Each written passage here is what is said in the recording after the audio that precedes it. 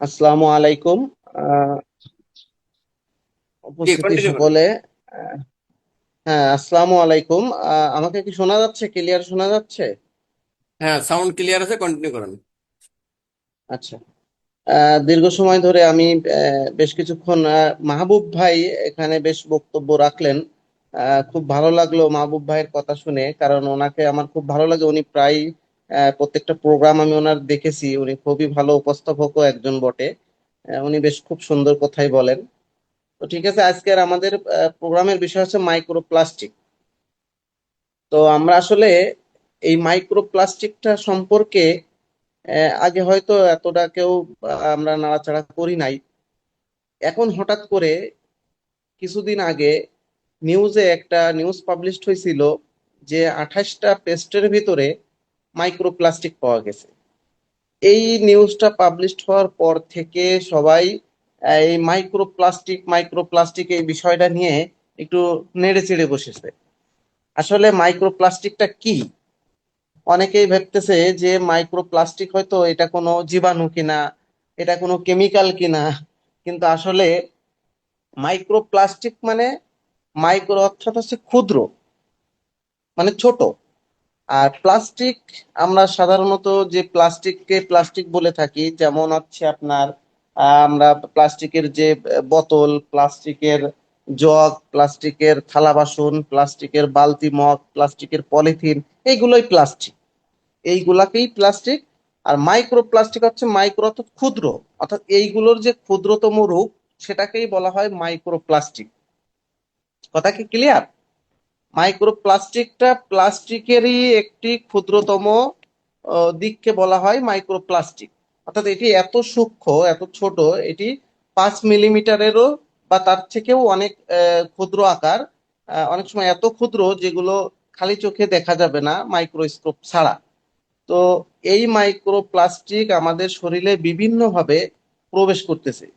আমরা আহ, এই micro plastic আমাদের যে এখন নতুন করে এই পেস্টের কারণেই প্রবেশ করতেছে, বিষয়টা এরকম না। মাইক্রো প্লাস্টিকটা আমাদের শরীরে আরো অনেক আগে থেকেই প্রবেশ করতেছে। আমরা এর আগে কখনো এটা নিয়ে ভাবিনি। আমরা কখনো চিন্তাই করিনি যে মাইক্রো প্লাস্টিক কি জিনিস, বা এমন কোনো জিনিস আছে যা আমাদের শরীরের ভিতরে দীর্ঘদিন প্রবেশ করে যাচ্ছে এরকম। তো এখন এই টেলিভিশনের একটা নিউজ হওয়ার পরেই আমরা এটা জানতে পেরেছি যে মাইক্রোপ্লাস্টিক নামে কিছু একটা আছে যেটা আমাদের শরীরের ভিতরে অবস্থান করতেছে। আসলে আমরা দীর্ঘদিন যাবত এই প্লাস্টিক ব্যবহার করতে করতে অভ্যস্ত বিভিন্ন ভাবে। আমরা সরাসরি বড় প্লাস্টিক ব্যবহার, প্লাস্টিকের পাত্রে চা খাওয়া, প্লাস্টিকের পাত্রে গরম পানি খাওয়া, প্লাস্টিকের পাত্র ব্যবহার করা। এই প্লাস্টিক থেকেই ওই ক্ষুদ্র মাত্রার যে প্লাস্টিকটা মানে ক্ষয় হয়, সেটাই আমাদের শরীরের ভিতরে প্রবেশ করে। সেটা আমাদের খাদ্যের মাধ্যমে হতে পারে, বাতাসের মাধ্যমে হতে পারে, যে কোনো মাধ্যমে আমাদের শরীরের ভিতরে এটা প্রবেশ করতে পারে। তো এই প্লাস্টিক সম্পর্কে আমরা সবাই জানি যে প্লাস্টিক এত বাজে একটা জিনিস, যাহা কখনো এই প্লাস্টিক মানে মাটিতে পচন ধরে না, এটি পচনশীল না। কোথাও কোনো জায়গায় যদি কোনো পলিথিন পড়ে থাকে, তো সেই পলিথিন দেখা যাবে যে 20 বছর পরে মাটি করলেও ওখানে ওই পলিথিনটা ওইভাবেই আছে, অর্থাৎ এটা পচে না। কোনো প্লাস্টিক কখনো পচে না।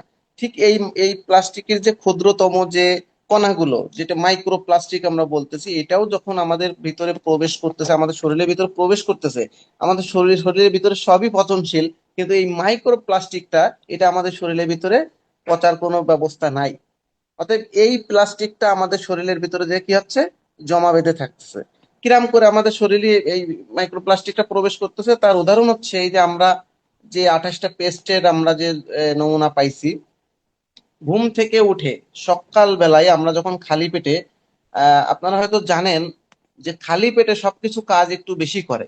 কারণ যারা সকাল বেলায় খালি পেটে কুসুম গরম পানি খান, বা একটু শরীরকে ডায়েট করার জন্য সকাল বেলায় ঘুম থেকে উঠে একটু কুসুম গরম পানির সাথে একটু মধু বা একটু লেবুর রস দিয়ে খান। এই খাবারগুলো কিন্তু সবাই খালি পেটে সকাল বেলায় খাইতে হয়।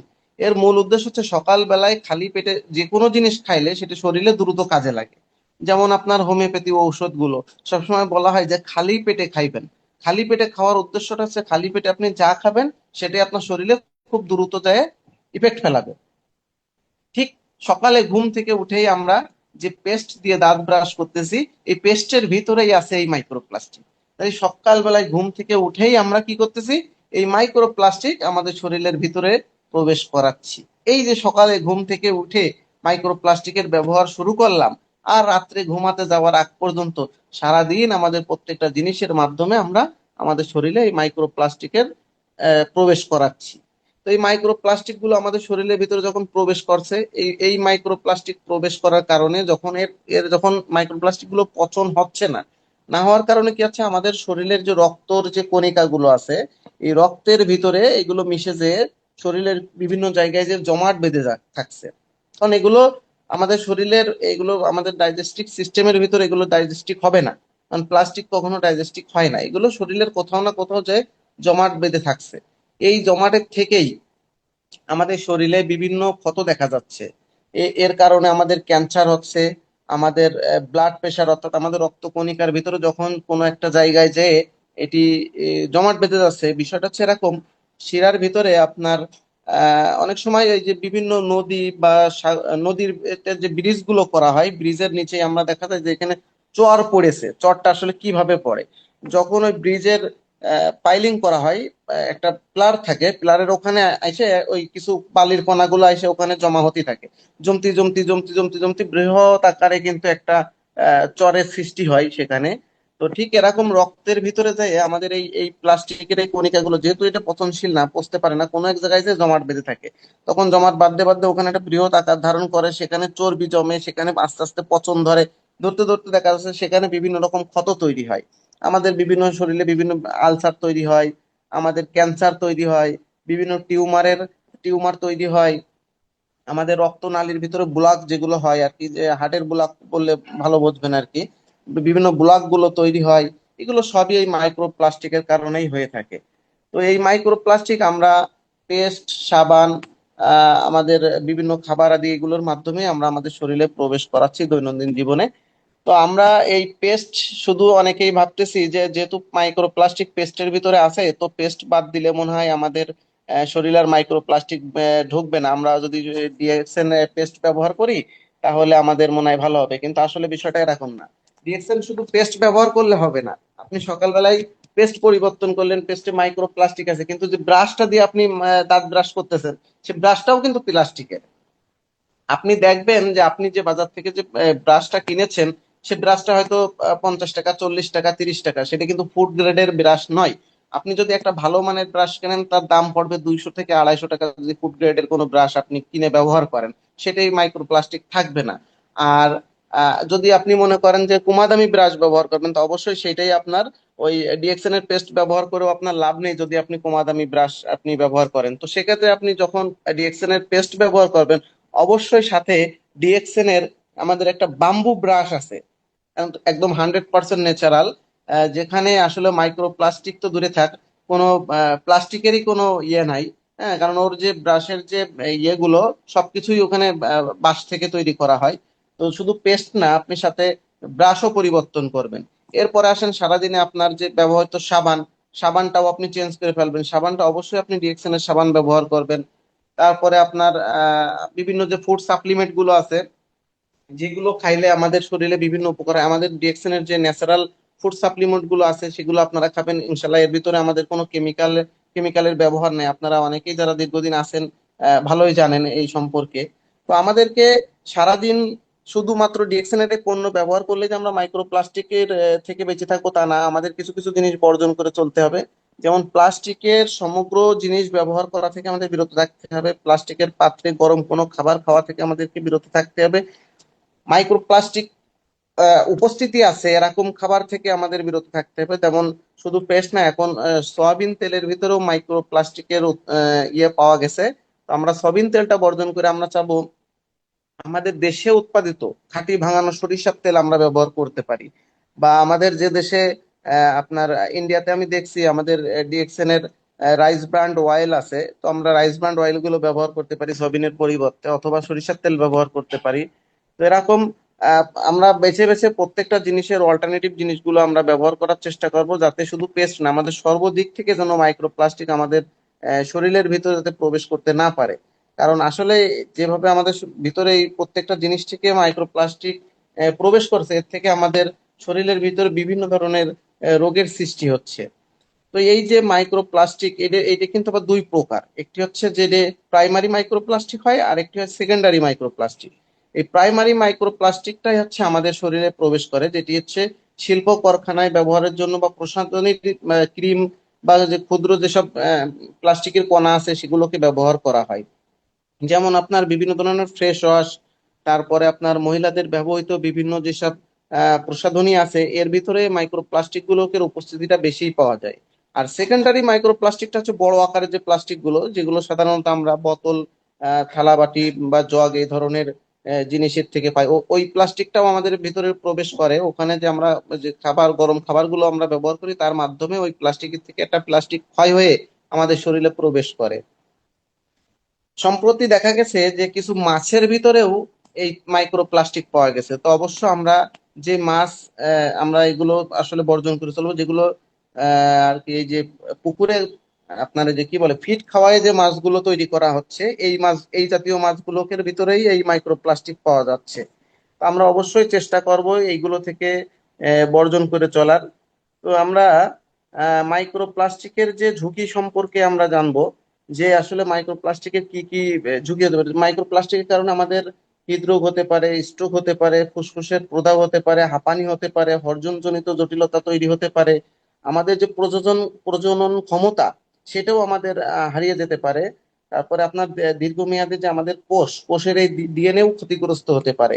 এছাড়াও আমাদের ক্যান্সারের মতন মারাত্মক রোগের ঝুঁকিও হতে পারে এই মাইক্রোপ্লাস্টিকের কারণে।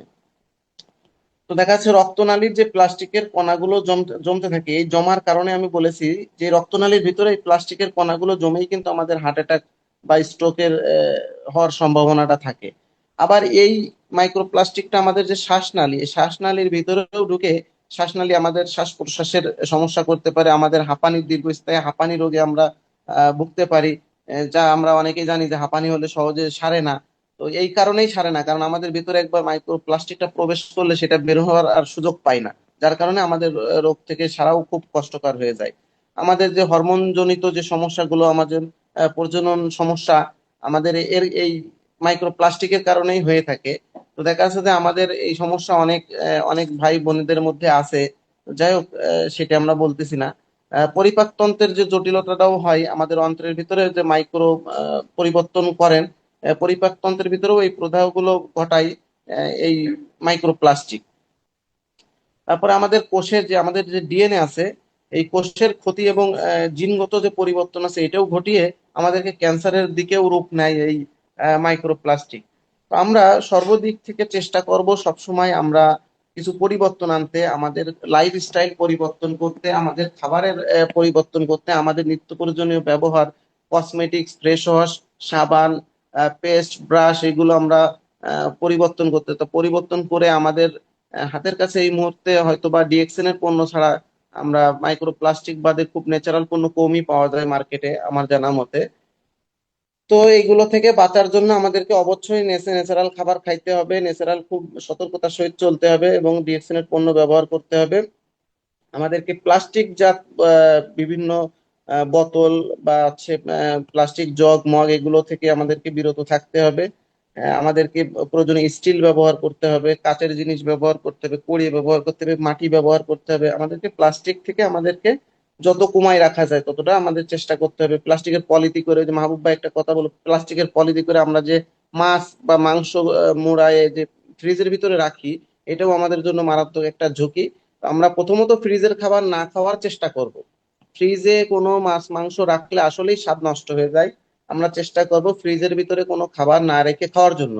আর যদি রাখার প্রয়োজন হয়, সেটা সর্বোচ্চ 24 ঘন্টা, তার বেশি না রাখাটাই আমাদের শরীরের জন্য ভালো। আর মোটে না রাখতে পারলে সবচাইতে উত্তম টাটকা কিনে নিয়ে এসে টাটকা রান্না করে খাওয়াটাই সবচাইতে ভালো। আর আমাদের ফ্রিজে যে পলিথিনের মাধ্যমে যেটা রাখা হয়, এর মাধ্যমেও আমাদের শরীরে মাইক্রোপ্লাস্টিক ছড়ায়। আমরা এই জিনিসটাও পরিহার করার চেষ্টা করব। তো এইভাবেই আমরা আমাদের জীবনের লাইফস্টাইলের পরিবর্তন আনার চেষ্টা করব। আমরা আমাদের জীবনকে ন্যাচারাল করে চেষ্টা করব। আসলে আমরা অনেকে, গতকাল আমাকে এক হাসপাতালের একটা স্টাফ আছে, আমার সাথে কালকে দেখা, আমাকে বলছে যে ভাই, আমাকে কয়টা পেস্ট দিতে হবে। আমার হাসপাতালে নার্স আর আমাদের এক ডাক্তার আছে, উনি এই পেস্ট ব্যবহার করবে, কারণ সম্প্রতি দেখা যাচ্ছে অ্যাডভার্টাইজ দেখাচ্ছে যে 28টা পেস্টের ভিতরে মাইক্রোপ্লাস্টিক। তো একটু ভালো পেস্ট খুঁজতেছে, তা কি করা যায়? আমি বললাম আমাদের এই পেস্ট তুমি নিতে পারো, সমস্যা কি, আমাদের এই পেস্ট তুমি ভালো করে জানো যে ডিএক্সএন এর পেস্ট 100% ন্যাচারাল। তখন একটু মোড়ামুড়ি করছে, দেখেন ভাইয়া পেস্টের তো একটু দাম বেশি, তো আপনাদের পেস্ট তো আসলে ভালো আমিও জানি। আমি বললাম ভালো যখন জানো তাহলে একটু দাম বেশি, সমস্যা কেন? তুমি দাম কমের আশায় তুমি যে বাজারের নর্মাল পেস্ট ব্যবহার করতেছো সেটাই তো মাইক্রোপ্লাস্টিক। তুমি ওইটা ব্যবহার করে তুমি অসুস্থ হচ্ছ, তুমি কয় টাকা বাঁচাচ্ছ? সেই টাকা তো তোমার হাসপাতালে ডাক্তারের কাছেই খরচ করে আসা লাগছে। তাহলে তোমার লাভটা কি? তুমি তাতে লাভবানটা কি হচ্ছ? কোনো লাভবান হচ্ছ না। তুমি সাময়িক কি হচ্ছে, 400 টাকার পেস্ট তুমি 150 টাকা দিয়ে কিনে নিয়ে যাচ্ছ, কিছু টাকা এখানে তুমি সেভ করলে, কিন্তু সেই টাকাটা তুমি আবার হাসপাতালেই ব্যয় করে আসতেছো। এমন কোনো বাড়ি নেই, এমন কোনো মানুষ নেই যে দাঁতের ডাক্তারের কাছে যাচ্ছে না। তাহলে তোমার এই পেস্ট যদি এত ভালো হয় তাহলে তুমি কেন দাঁতের ডাক্তারের কাছে যাচ্ছ? এই জিনিসটা বুঝতে হবে। তা আমরা যখন কিনি তখন মানে ভালো জিনিস কিনতে গেলে যে দাম একটু বেশি লাগে এই জিনিসটা আমরা মাথায় রাখি না, আমরা সবসময় সস্তা খুঁজি। তা হঠাৎ করে মনে পড়ে গেল ওই যে সিনেমায় দেখতেছিলাম যে একজন বাজার করতে গেছে, বাজারে যে বসেই থাকে কখন বাজারের দাম কমবে, কখন দাম কমবে, কখন দাম কমবে। আসলে বাজার তো শেষ, যখন শেষ পর্যায়ে চলে যায় তখন জিনিসের দাম কমে যায়, কিন্তু কেন কমে? সকাল বেলায় টাটকা মাছ, জ্যান্ত মাছ নিয়ে আসে দোকানি, তখন এই মাছটার কেজি থাকে দেখা যাচ্ছে 300 টাকা। এবার যখন এটা আস্তে আস্তে আস্তে আস্তে বেলা হইতে থাকে, দুপুর গড়ায় 2টা 2:30 বেজে যায়, তখন দেখা যাচ্ছে ওই মাছটা নরম হয়ে যায়, ও মাছটার বেচার উপযোগী থাকে না। তখন ওইটা দেখা যাচ্ছে 150 টাকা কেজি বিক্রি করে বা 120 টাকা কেজি বিক্রি করে। অনেকে সেই সময় যে ওই মাছটা কেনে যে 150 টাকা বা 120 টাকা, কিন্তু 150 টাকার যে মাছটা কিনলাম সেটা কি ভালো মাছ পেলাম? কখনোই না। কারণ ভালো মাছ খেতে হলে ভালো টাকা দিয়েই খেতে হবে। আর ওই সময় যে আমার ভাগ্যে অবশ্যই পচা মাছটাই জুটবে, আমি কম টাকায় কখনো ভালো জিনিস পাবো না। তা আমরা সব সময় চিন্তা করি একটা পেস্টের দাম 400 টাকা, 450 টাকা, এত টাকা দিয়ে একটা পেস্ট ব্যবহার করব, একটা ব্রাশ 150 200 টাকা দিয়ে একটা ব্রাশ ব্যবহার করব। কিন্তু আসলে এই 50 টাকার ব্রাশ ব্যবহার করে আমরা যে কত দিক থেকে ক্ষতিগ্রস্ত হচ্ছি, সে আমরা যখন পরে হাসপাতালে যাচ্ছি তখন বোঝা যায়। কিন্তু এই হিসেবটা কেউ রাখে না যে আমি যদি ওই পেস্ট ব্যবহার করতাম, ওই ব্রাশ ব্যবহার করতাম, আমি যদি ডিএক্সএন এর সাবান ব্যবহার করতাম, আমি যদি আমার আমি নিজে আমি আমাদের ডিএক্সএন এর কফি ব্যবহার করতাম, আমি ডিএক্সএন এর ঋষি কেন চা খাইতাম, তাইলে তো আমার এই শারীরিক আজকে এই সমস্যাটা হইতো না, এই টাকাগুলো আমার হাসপাতালে দেওয়া লাগতো না, আমি কি হলো ন্যাচারালি সুস্থ থাকতাম। আমরা সেটা চিন্তা করি না, আমরা সময় ইনস্ট্যান্ট চিন্তা করি একটা চার দাম এত টাকা, আমরা বাজারে খোলা বাজার থেকে কেনা চা আমরা খাই। আসলে ওই যে চা তো না, ওগুলো কি বলবো, সিলেটে গেলে যারা সিলেটের লোক আছে তারাই ভালো জানে যে আমরা এগুলো কি খাই। হ্যাঁ। তো যাই হোক, এইভাবে আমরা সবকিছুতেই সস্তা খুঁজি, কিন্তু এই সস্তা খুঁজতে যে আমাদের নিজেদের জীবনের নিজেরা নিজেরা হুমকির মধ্যে ফেলে দিই। তো আমরা আশা করি আমরা সকলেই চেষ্টা করব যে আমরা এই সস্তা না খুঁজে, আমরা কম দামি জিনিস না খুঁজে, কিছু টাকা বাঁচানোর চেষ্টা না করে আমরা সবসময় চেষ্টা করব ভালো জিনিস, যেটা আমাদের শরীরের উপকার হবে, আমরা সুস্থ থাকতে পারবো, সুস্থভাবে জীবন যাপন করতে পারবো, সেইভাবে আমাদের সেই পণ্যগুলো ব্যবহার করা উচিত। এবং ডিএক্সএন এমন একটি প্ল্যাটফর্ম যেখানে আমরা সুস্থ থাকতে পারছি, আবার এই সুস্থ থাকার মাধ্যমে আমরা নিজেরা ব্যক্তিগতভাবে এখান থেকে ইনকামও করতে পারছি। আমরা যারা এখানে ডিএক্সএন এর বিজনেস করি, আমাদের সুস্থ থাকার জন্য এই পণ্যগুলো বাইরে থেকে কেনাও লাগে না, আমরা এখান থেকে ফ্রিতেই পাচ্ছি। এখান থেকেই আয় করছি, এখান থেকেই পণ্য কিনছি, এখান থেকেই আমরা ব্যবহার করছি, আমরা আমাদের জীবনকে মানে এদিকে টাকা পয়সার দিক থেকেও হ্যাপি রাখছি, এদিকে জীবনের দিক থেকেও আমরা, স্বাস্থ্যের দিক থেকেও আমরা নিজেদেরকে সুস্থতার মধ্যে রাখছি। এজন্য আমরা সবসময় চেষ্টা করব আমাদের নিজেদের, অর্থাৎ ডিএক্সএন এর পণ্য, ডিএক্সএন আমাদের সবারই নিজেদের নিজস্ব পণ্য, আমরা সবসময় চেষ্টা করব আমাদের নিজেদের পণ্য ব্যবহার করার। তো এইভাবেই আমরা আমাদের জীবনকে সুস্থ রাখার চেষ্টা করব, এবং ডিএক্সএন এর এই প্ল্যাটফর্মের মাধ্যমেই আমরা ইনকাম করব, আমাদের পরিবারের পারিবারিক মানে সচ্ছলতা মেটাবো, এবং সেই সাথে নিজেদের শারীরিক সুস্বাস্থ্যতাও আমরা এখান থেকেই ব্যবস্থা করে নেব। তো ঠিক আছে, ধন্যবাদ সকলকে। আজকে আমি খুব একটা বেশি বলতে চাচ্ছি না, এই পর্যন্তই। আজকে আপনাদের আরেকদিন আপনাদের সাথে আবার এই বিষয় নিয়ে আরেকটা আলাপ আলোচনা হবে। আজকে এই পর্যন্তই লিডার। আমি হ্যালো।